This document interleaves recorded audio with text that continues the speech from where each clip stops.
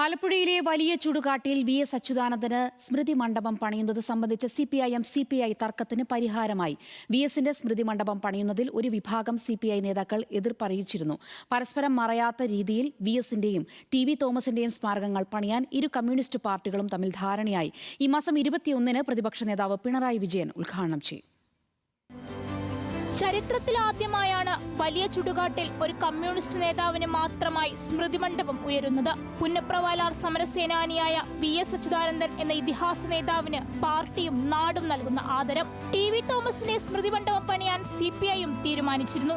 എന്നാൽ ടി.വി. തോമസിന്റെ സ്മൃതി മണ്ഡപം വി.എസിന്റെ സ്മൃതി മണ്ഡപത്തെ മറക്കുന്ന രീതിയിൽ വരുന്നു എന്നത് ഇരു പാർട്ടിയിലെയും നേതാക്കന്മാർക്കിടയിൽ തർക്കത്തിന് കാരണമായി. CPIM ചർച്ച നടത്തി നിലവിൽ തർക്കങ്ങൾ പരിഹരിച്ചുവെന്നും ലോക്കൽ നേതാക്കന്മാർ ഉണ്ടാക്കിയ പ്രശ്നമാണെന്നും വി.എസിന്റെ മകൻ അരുൺകുമാർ. ഇത് ലോക്കലായിട്ടുള്ള ഒരു ഇഷ്യൂ ആണ് ഇവിടെ ഉണ്ടായിരുന്നെന്ന് എനിക്ക് തോന്നുന്നത്. അല്ലാതെ CPI നേതൃത്വത്തിനൊന്നും ഇങ്ങനെ ഒരു തർക്കവും ഇല്ല. അവർക്കൊക്കെ തന്നെ വി.എസിൻ്റെ ഒരു മണ്ഡപം, സ്മൃതി മണ്ഡപം, അല്ലെങ്കിൽ അദ്ദേഹവുമായി ബന്ധപ്പെട്ട കാര്യങ്ങളൊക്കെ നല്ല രീതിയിൽ വരണമെന്നുള്ള ആഗ്രഹമുള്ള നേതാക്കളാണുള്ളത്.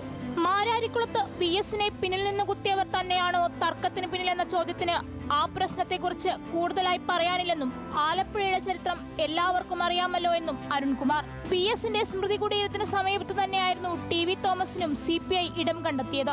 ഇവിടെ ടി.വി. തോമസിന്റെ സ്മൃതി കുടീരം വന്നാൽ വി.എസിന്റെ സ്മൃതി മണ്ഡപം മറഞ്ഞു പോകുമെന്ന ആശങ്ക CPIM നേതാക്കൾ CPI നേതൃത്വത്തെ അറിയിച്ചു.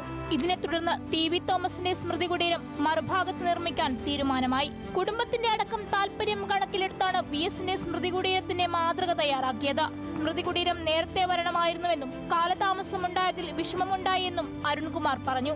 ഈ മാസം 21-ന് പ്രതിപക്ഷ നേതാവ് പിണറായി വിജയനും സംസ്ഥാന സെക്രട്ടറി MV ഗോവിന്ദനും ചേർന്ന് വി.എസിന്റെ സ്മൃതി കുടീരം അനാച്ഛാദനം ചെയ്യും.